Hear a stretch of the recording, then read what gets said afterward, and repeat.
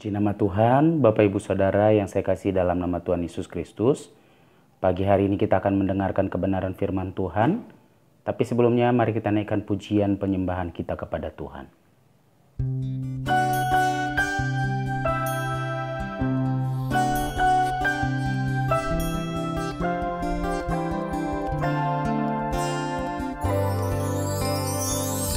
Engkau tahu di hatiku ada sejuta rindu untuk selalu bersamamu, Yesusku. Izinkan ku menyenangkan hatimu lewat nyanyian hatiku. Biarkanlah ku menyembah, walau tak dengan puisi yang indah. Biarkanlah ku menyembah, memberikan hati ini ku berserah dengan penuh kasih sayang. Biarkan Tuhan aku menyembah.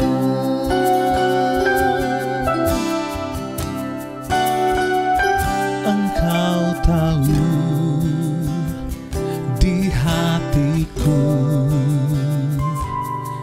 ada sejuta rindu untuk selalu bersamamu, Yesusku.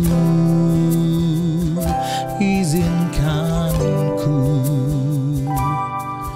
menyenangkan hatimu lewat nyanyian hatiku. Biarkanlah ku menyembah, walau tak dengan puisi yang indah. Biarkanlah ku menyembah, memberikan hati ini ku berserah dengan penuh kasih sayang. Biarkan Tuhan aku menyembah.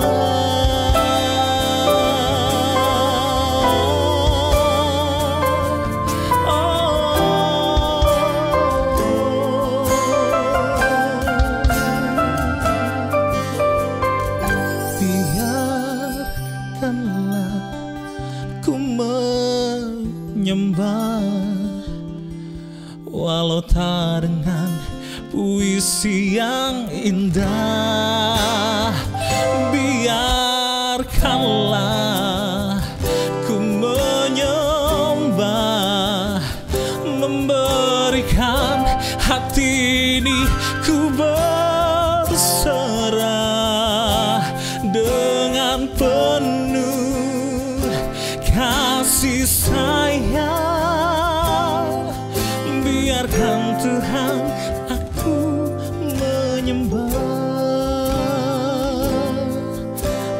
biarkan Tuhan aku menyembah. Biarkan Tuhan aku menyembah.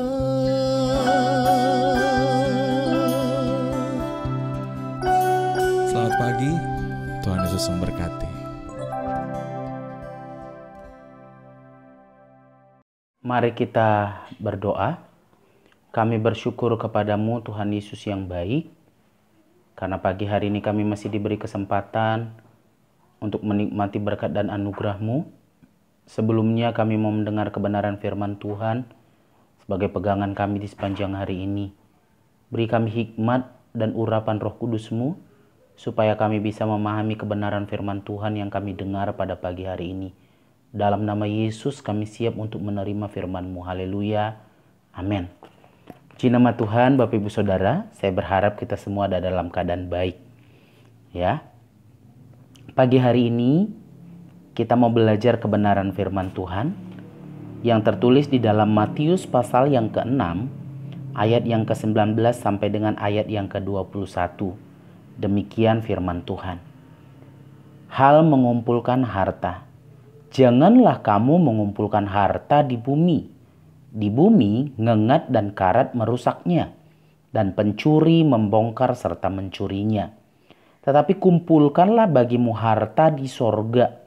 Di sorga ngengat dan karat tidak merusakkannya, dan pencuri tidak membongkar serta mencurinya. Karena di mana hartamu berada, di situ juga hatimu berada. Puji nama Tuhan. Kalau kita perhatikan dari pasal ke-5 sampai dengan pasal ke-7 di dalam Matius ini adalah serangkaian khotbah Yesus di atas bukit kepada para orang-orang, para pengikutnya pada waktu itu yang mengikuti dia, dan para murid yang selalu melayani bersama-sama dengan dia. Salah satu hal yang disampaikan adalah hal mengumpulkan harta. Dan tema kita pada pagi hari ini adalah tempat terbaik bagi hartamu. Kalau secara duniawi, maka kita akan mengatakan tempat terbaik bagi harta kita adalah di bank dengan cara menabung, ya, menumpuk harta benda kita di bank. Entahkah dalam bentuk uang, entahkah dalam bentuk logam mulia ataupun surat-surat berharga. Kita bisa simpan itu semua di bank. Tapi apa kata firman Tuhan tadi? Ketika kita menyimpan harta kita, mengumpulkan harta kita di bumi ini, maka ngengat dan karat itu akan merusaknya. Pencuri akan membongkar serta mencurinya. Ya. Harta kita itu yang kita kumpulkan di bumi ini itu bisa hancur, bisa rusak, bisa diambil. Ya. Tetapi apa kata firman Tuhan? Kumpulkanlah bagimu harta di sorga. Jadi cara menabung secara duniawi dan secara Alkitab itu berbeda. Secara Alkitab menabungnya itu ditambahkan. Atau dalam kata lain, untukku, dan untukku. Itu menabung secara duniawi. Kita lagi dari mana-mana ambil semuanya. Itu menabung secara duniawi. Tapi bagaimana menabung secara Alkitab? Mari kita lihat di dalam 2 Korintus pasal yang ke-9 ayat yang ke-6. Begini firman Tuhan. Camkanlah ini. Orang yang menabur sedikit akan menuai sedikit juga. Dan orang yang menabur banyak akan menuai banyak juga. Kalau cara menabung secara duniawi tadi saya katakan itu ditumpuk. Tapi cara menabung secara Alkitab itu adalah memberi. Menabur. Beda. Kalau duniawi ke saya, dan saya. Tapi kalau secara surgawi ke orang lain. Seperti itu. Jadi sangat berbeda. Dikatakan ketika kita menabung secara surgawi, maka itu kita harus rajin menabur. Apa yang bisa kita taburkan? Benih apa? Yang bisa kita taburkan itu adalah benih. Apa yang kita miliki? Benih apa yang kita miliki? Saya nggak punya benih. Mungkin kita berkata seperti itu. Tetapi di dalam 2 Korintus pasal yang ke-9 tadi ayat 10. Ia yang menyediakan benih bagi penabur dan roti untuk dimakan. Ia juga akan menyediakan benih bagi kamu dan melipat gandakannya dan menumbuhkan buah-buah kebenaranmu. Ketika ada dalam hati kita, ada niat dalam hati kita untuk menabur sesuatu, maka dikatakan oleh firman Tuhan, Tuhan yang akan menyediakan benih bagi kita. Arti lain seperti apa? Ya. Di dalam Amsal pasal yang ke-11, ayat 24 begini. Ada yang menyebar harta tetapi bertambah kaya. Ada yang menghemat secara luar biasa namun selalu berkekurangan. Siapa banyak memberi berkat diberi kelimpahan. Siapa memberi minum ia sendiri akan diberi minum. Ya. Kita diajarkan untuk menabur benih apa yang kita miliki. Misalnya, kita memiliki harta benda di muka bumi ini. Kita diberikan kekayaan. Kita diberikan kecukupan. Kita diberikan pendapatan yang mungkin lebih dari cukup. Itu bisa kita jadikan menjadi satu benih. Kita bisa menabur karena dikatakan tadi ada banyak yang menyebar harta tetapi bertambah kaya. Ketika dia rajin menabur, malah bukan membuat dia menjadi miskin. Bukan memiskinkan dia, tetapi itu dikatakan bahkan itu bisa ada yang menyebar harta tetapi membuat dia bertambah kaya. Tetapi ada yang menghemat secara luar biasa, namun selalu berkekurangan. Karena apa Bapak Ibu Saudara? Yang menjadikan kita kaya itu adalah berkat Tuhan. Jerih lelah kita sebenarnya itu tidak akan menambahinya. Berkat Tuhan saja yang membuat kita bisa berkecukupan. Berkat Tuhan saja yang bisa membuat kita berkelebihan. Ya, kerja keras kita itu tidak. Karena seperti menjaring angin kalau hanya kerja keras kita. Kita udah berusaha pun mungkin itu tidak akan menghasilkan. Bahkan dikatakan sia-sia kita bangun pagi-pagi merencanakan segala sesuatunya. Kalau Tuhan tidak memberkati, itu tidak akan menghasilkan sesuatu di dalam hidup kita. Jadi ketika kita menabur, maka di situ juga berkat Tuhan akan menjadi milik bahagian kita. Jadi, bagaimana cara kita menabung secara Alkitab? Taburlah yang banyak. Apa yang kau tabur itu yang kau tuai. Dikatakan di dalam Korintus tadi, ketika engkau menabur banyak, maka banyak juga yang akan engkau tuai. Tapi ketika engkau menabur sedikit, maka sedikit juga yang akan kau tuai. Ya.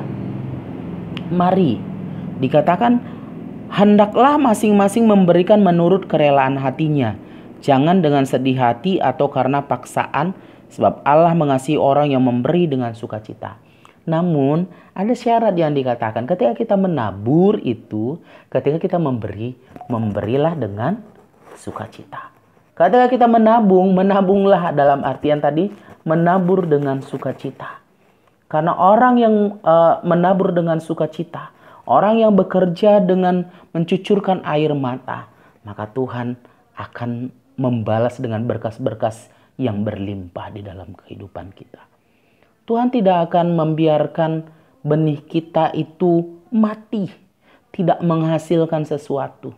Tetapi ketika kita sudah bekerja keras dengan suka hati, dengan rela hati kita menabur, maka benih itu pasti akan tumbuh.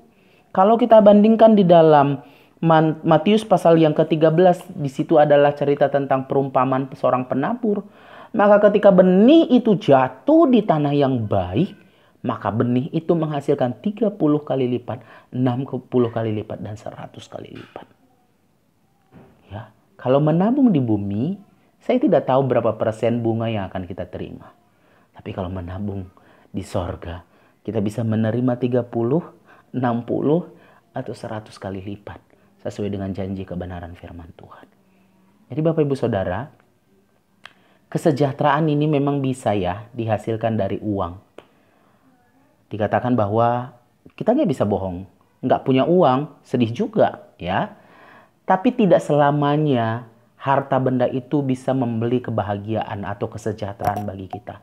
Ingatkah Bapak Ibu Saudara tentang cerita anak muda di dalam Alkitab yang datang kepada Yesus, yang memiliki harta benda, yang bertanya kepada Yesus, apa yang harus saya lakukan untuk keselamatan itu, untuk kebahagiaan itu? Apa yang dikatakan oleh Tuhan? Jual semuanya itu dan datanglah kepada Yesus. Walaupun dia kaya, bahkan dia sudah melakukan semuanya, dikatakan masih ada lubang di dalam hatinya yang tidak bisa ditutupi atau dibeli oleh kekayaan itu.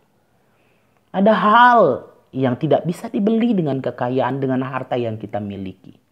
Siapa yang bisa mencukupi itu semua? Siapa yang bisa menutup lubang kekosongan di dalam hati kita? Hanya Tuhan. Jadi mari Bapak Ibu Saudara, saya tidak tahu Bapak Ibu Saudara punya lahan untuk menabur di mana. Saya itu tidak memaksakan kita harus menabur di sini, tidak. Tapi sebagai jemaat Tuhan mungkin kita bisa menabur. Menabur ini adalah menabung di pekerjaan Tuhan di GPD Teberas Bogor yang kita punya ya. Tapi kalau Bapak Ibu Saudara juga mau menabur di tempat lain, it's okay saja. Dimanapun kita menabur, asalkan itu adalah tempat yang terbaik, maka percayalah benih kita itu akan tumbuh dan menghasilkan berlipat-lipat kali ganda. Jadi ini sesuai dengan kebenaran firman Tuhan. Jangan cuma mengumpulkan harta benda kita di muka bumi ini, harta-harta kita, karena ngengat dan karat bisa merusaknya dan pencuri bisa mencurinya. Tapi mari kita belajar mengumpulkan harta benda kita di surga. Harta kekayaan kita di surga yang tidak akan dirusak oleh ngengat dan karat dan tidak akan dicuri oleh seorang pencuri.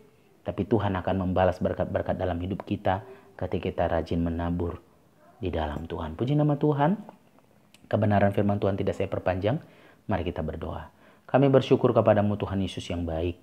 Kebenaran firman-Mu kami sudah dengar pada pagi hari ini. Kami berharap kebenaran firman Tuhan ini boleh mendapat tempat yang terbaik dalam hati dan pikiran kami. Dan dengan kekuatan Roh Kudus-Mu kami boleh menjadi pelaku-pelaku kebenaran firman Tuhan. Tuntun kami di sepanjang hari ini. Jadikan berhasil apa yang kami kerjakan Tuhan. Tutup bungkus kami dengan kuasa darah-Mu. Menjauhkan kami dari hal-hal yang tidak kami inginkan. Dalam nama Yesus kami sudah berdoa dan mengucap syukur. Haleluya.